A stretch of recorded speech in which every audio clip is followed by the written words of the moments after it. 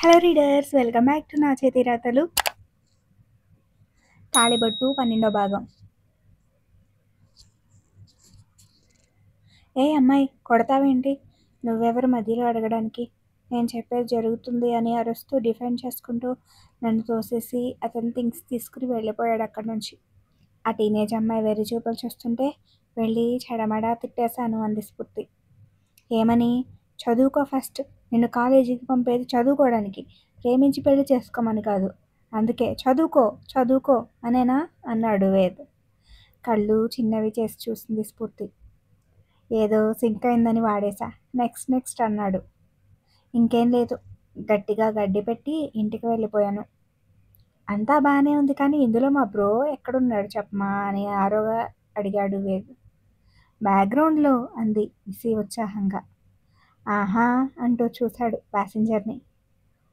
చెప్పను అనేలా తల ఊపుతూ చేతులతో నోరు మూసుకుంది. హా, రామ్ ఎవరో ఫ్రెండ్ కోసం వెయిట్ చేస్తూ అక్కడే ఎక్కడో కార్లో ఉన్నాడంట. నేను చేసిన గొడవ చూసి ఇంప్రెస్ అయ్యాడంట. ఆ జోష్యం చెప్పిన వాడిని పట్టుకుని పోలీస్ స్టేషన్కి పంపడం, ఆ అమ్మాయికి కౌన్సిలింగ్ ఇప్పించడం కూడా జరిగాయి అంది స్ఫూర్తి. రియల్లీ? రెస్పాన్సిబుల్ సిటిజన్ అని మెచ్చుకున్నాడు వేద్. ఆ చెప్పేదేదో తెలుగులో ఏడవరా అని వేద్ తల మీద ముట్టి, నిజంగా మీరిద్దరూ మంచి పని చేశారమ్మాయి. ఉన్నారు కొంతమంది వెధవలు, డబ్బుల కోసం ఎంతో విలువైన రహస్య విద్యలు తమకి వచ్చని అబద్ధాలు చెప్పి మనుషుల్ని మోసం చేస్తున్నారు. మీరు ఆపకపోయింటే ఆ పిల్ల పసిమొగ్గగా ఉండగానే జీవితం నాశనం అయిపోయేది. వాళ్ళ అమ్మ నాన్న ఎంత బాధపడేవాళ్ళో. సమయానికి వెళ్ళి అదంతా జరగకుండా ఆపేశావని మెటికలు విరిచింది బామ్మ. చిన్నగా నవ్వింది స్ఫూర్తి. నెక్స్ట్ అన్నాడు వేద్. కొన్ని రోజులు గడిచాయి. నా ఫ్రెండ్ నీతూ చాలా రోజుల నుంచి జిమ్కి వెళ్దామని చంపేది. దాని పోరు తట్టుకోలేక సరే అన్నాను. అలా అనుకోకుండా రామ్ రన్ చేస్తున్న జిమ్లో జాయిన్ అయ్యాం. అది వాడితే అని నాకు తెలీదు. తన ఫ్రెండ్ మోహిత్ని కలిసాం మేము. వాళ్ళిద్దరూ కలిసి రన్ చేస్తున్నారంట. ఫస్ట్ డే కదా, చాలా కష్టపడ్డాను. అదే నాకు అలా అనిపించింది. హెవీ లిఫ్టింగ్స్ నాకు వద్దమ్మా అని ట్రెడ్మిల్ ఎక్కేసా. 2 నిమిషాలు గడవకుండానే నా కాల్ స్లిప్ అయింది. నా ఫ్రెండ్ అలర్ట్ అయ్యి దాన్ని ఆఫ్ చేసి ఉండకపోతే కాలు విరిగిపోయేదే. ఓహో, బ్రో ఎంటర్ అయ్యాడైతే అన్నాడు వేద్. మామూలు షాక్ కాదు. నేను 1000 వాలా తీసుకొచ్చి నా పక్కన పేల్చినా అంత అవాక్ అయ్యేదాన్ని కాదేమో. ఇతనేంటి ఇక్కడ? ఇతను కూడా డైలీ వస్తాడేమో అనుకున్నా. అంతలో నీతూనే చెప్పింది అతనే ఇంకొక ఓనర్ అని. ఇది ఇంకో షాక్ నాకు. ఏదైతే ఏంటి, మళ్ళీ కనిపించాడు నా హీరో. అదే 10,000. 10 కోట్లు కాదు, వేల కోట్లు అనుకున్నాను. ఇక నా కళ్ళు వద్దన్నా వాడినే చూస్తున్నాయి. మైండ్ నా మాట వినడమే మానేసింది. అదీగాక జిమ్ అవుట్ఫిట్లో ఉన్నాడు. ఏమని చెప్పాను నా కష్టాలు? నేను కూడా ఇలా ఫీల్ అవుతా, ఇంత అట్రాక్ట్ అవుతా అని మొదటిసారి తెలిసింది నాకు. వాడిని చూస్తూ ట్రెడ్మిల్ లాంటివి కష్టమని డంబెల్స్ తీసుకుని నా కళ్ళని వాడికి అప్పగించేశాను. కొత్త వాళ్ళకి ట్రైనింగ్ ఇస్తున్నాడు. పాత వాళ్ళు ఎలా చేస్తున్నారో చెక్ చేస్తున్నాడు. వాడు అలా అమ్మాయిల దగ్గరికి వెళ్ళి తనే దగ్గరుండి ట్రైన్ చేస్తూనే నాకు పిచ్చి కోపం వచ్చేసింది. వాడిని కలిసే వరకు అస్సలు తెలీదు నాలో అంత పొసెసివ్నెస్ ఉందని. నేను కూడా ఇవాళే కదా జాయిన్ అయ్యాను. నాకు కూడా ట్రైన్ చేయాలి కదా, ఎలా చేయాలి ఎలా చేయకూడదని. సరే వస్తాడు కదా నా దగ్గరకు కూడా అని వెయిట్ చేస్తున్నానా, వస్తే ఏం మాట్లాడాలని టెన్షన్ మొదలైంది. కొత్త వాళ్ళతో మాట్లాడడానికి నేను ఎప్పుడూ అలా బెరుగ్గా ఉండలేదు. వాడిని చూస్తే చాలు నాలో వస్తున్న చేంజెస్ ఈజీగా తెలిసిపోయాయి నాకు. సరే ఎప్పుడు వస్తాడా అని చూస్తున్నా కానీ వాడు రాలేదు. మోహిత్ వచ్చాడు మాకు ట్రైన్ చేయడానికి. నాలో చెప్పలేనంత డిసప్పాయింట్మెంట్, విసుగు కూడా. బాగా తిట్టేసుకున్నా వాళ్ళిద్దరిని. కాసేపటికి ఎక్కడికి పోయాడో కనిపించలేదు కూడా. నేనేమో వాడి గురించి ఆలోచిస్తూ చేతిలోని డంబెల్ వదిలేసా. నా కాలు బలైపోయింది. నెక్స్ట్ మినిట్ నేను పెట్టిన కేకకి జిమ్లోని జీవాలన్నీ నన్ను చుట్టేశాయి. 2 సెకండ్స్కే కాలు బాగా వాచిపోయింది. నొప్పి అసలు భరించలేక నీతోని పట్టుకుని ఏడ్చేస్తున్నా. అందరూ ఏం కాదని చెప్తున్నా నా బాధ నాది కదా. సడన్గా నా కాలిపాదాన్ని ఎవరో పట్టుకున్నారు. ఎవరో తెలియదు కానీ ఆ స్పర్శకు మాత్రం నాకు చాలా కొత్తగా అనిపించింది. ఏడుస్తూనే కళ్ళు తెరిచి చూశాను. రామ్. ఆ క్షణం నిజంగా నా హార్ట్ స్కిడ్ అయిపోయింది అని ఆపింది స్ఫూర్తి. నిజానికి తను ఆ ఇన్సిడెంట్ జరిగిన రోజుకి వెళ్ళిపోయింది. కళ్ళు తెరిచే ఎటో చూస్తున్న వదిన గారి ఫేస్ ముందు హ్యాండ్ వేవ్ చేశాడు వేద్. అయినా ఆమెలో చలనం లేకపోయేసరికి భుజాలు పట్టుకుని గట్టిగా ఊపేశాడు. అబ్బా ఏంటి వేద్ అంది కొంచెం విసుగ్గా. స్టోరీ కంప్లీట్ చేసి తర్వాత మీ బెడ్రూమ్కి వెళ్ళి ఒక్క పగటి కలలేంటి, మధ్యాహ్నం కలలు, సాయంత్రం కలలు కూడా కను. ఇప్పుడు మాత్రం కంటిన్యూ చెయ్యి అన్నాడు. మనం అనుకుంటే కాదు, ఆ ఫీల్ వచ్చినప్పుడే కలలు కూడా వచ్చేస్తాయి ఆటోమేటిక్గా అంది. చా, అసలు డే డ్రీమ్స్ వేసుకునేంత దానిలో ఏముంది? నీకు దెబ్బ తగిలింది, బ్రో చూస్తున్నాడు అంతేగా. నీకు అర్థం కాదులే అంది. ఏ, నాకు తెలుగు సూపర్గా వచ్చు. నువ్వు ఫస్ట్ చెప్పు, ఎందుకు అర్థం కాదో అడుగుతా అన్నాడు వేద్ స్లీవ్స్ మడుస్తూ. ఎవరిని అడుగుతారండి అని క్వశ్చన్ చేసింది విసి. చెక్ మని తిరిగింది వేద్ హెడ్. ఇన్నోసెంట్గానే ఉంది తన ఫేస్. వేటకారం చేసేంత అక్కడ లేదని ఫ్లోలో అనేశాను బుజ్జి అని గట్టిగా బుగ్గగిల్లేశాడు. విసి అరిచేలోపు చేతి మీద టప్మని కొట్టింది బామ్మ. అబ్బా ఏంటే అన్నాడు చేయి రుద్దుకుంటూ. ఏం చెప్పాను వేదు నీకు? పిల్లకి 2 రోజులు దూరంగా ఉండమన్నానా లేదా?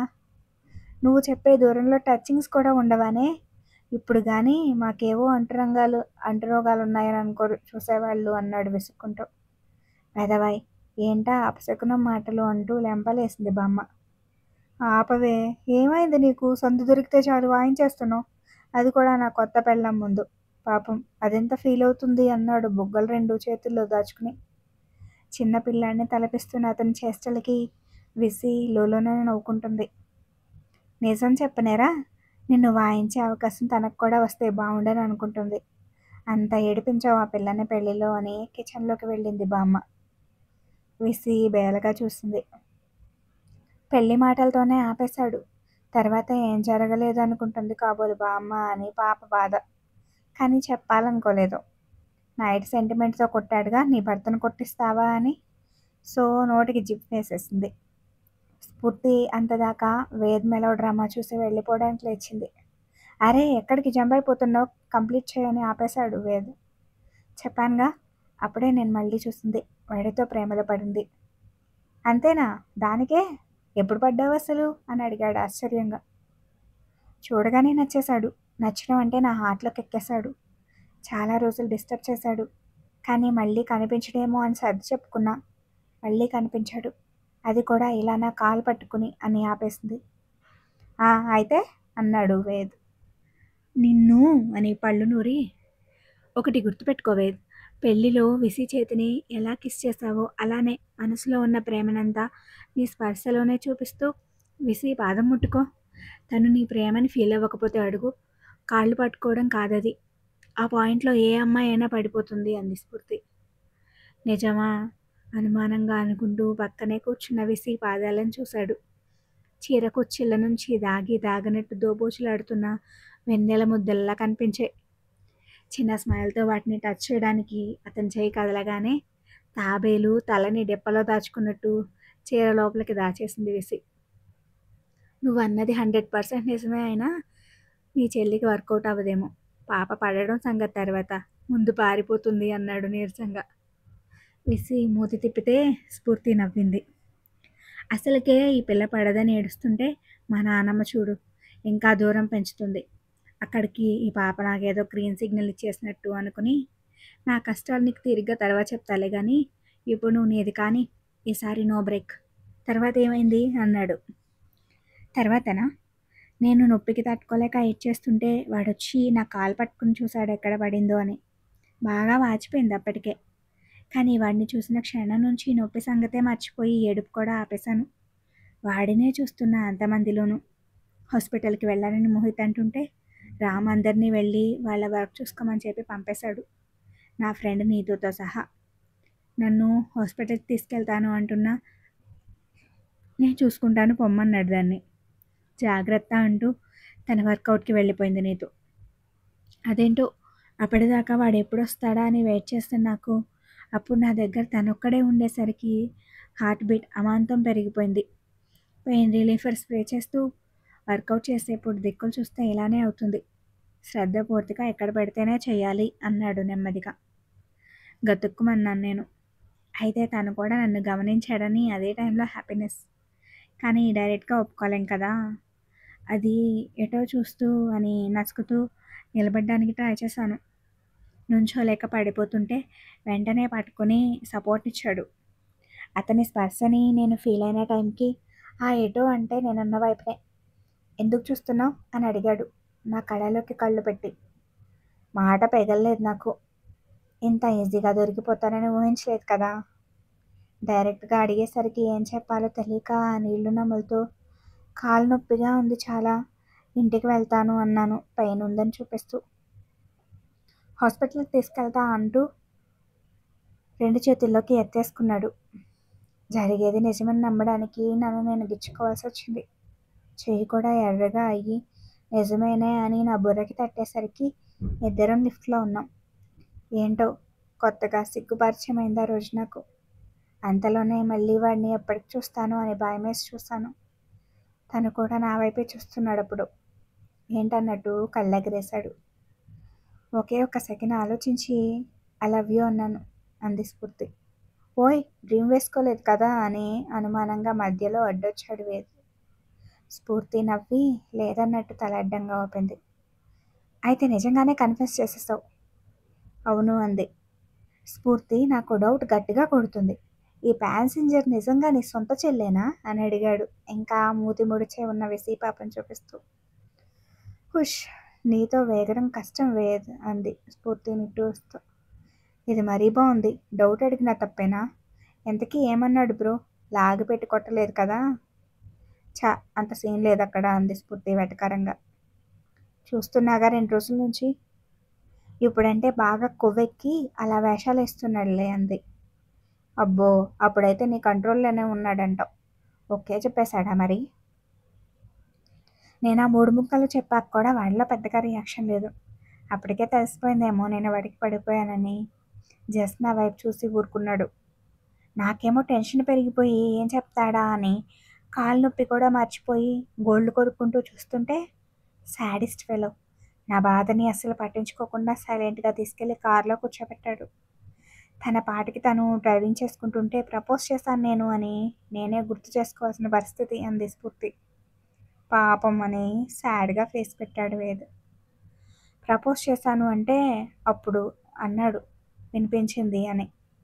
మరి నీ ఆన్సర్ అని అడిగాను.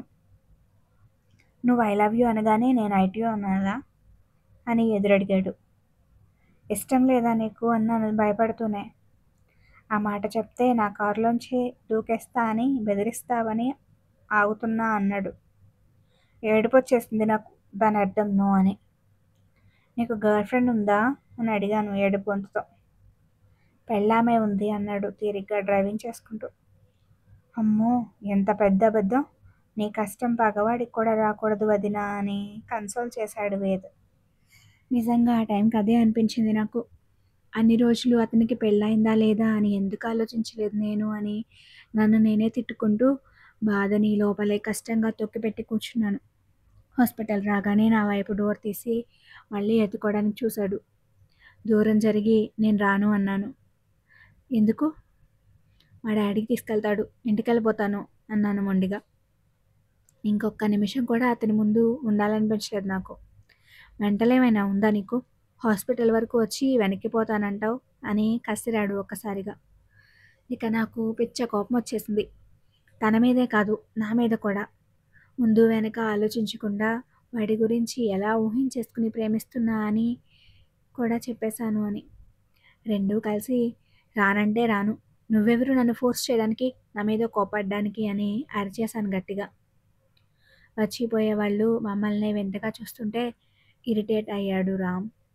బిహేవ్ యువర్ సెల్ఫ్ స్ఫూర్తి, సీన్ చేయకు అన్నాడు సీరియస్గా. కోపం వస్తే ఎవడేమనుకుంటాడు అని చూసే రకం కాదు నేను. సో అస్సలు తగ్గలేదు. చేస్తాను. రాను అంటున్నా ఎందుకు ప్రెషర్ చేస్తున్నావు?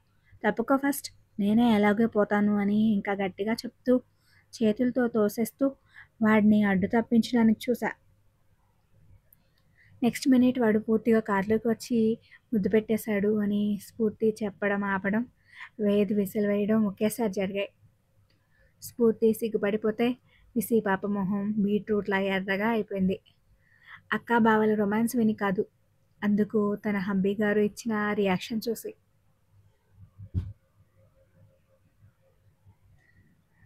Thank you for watching.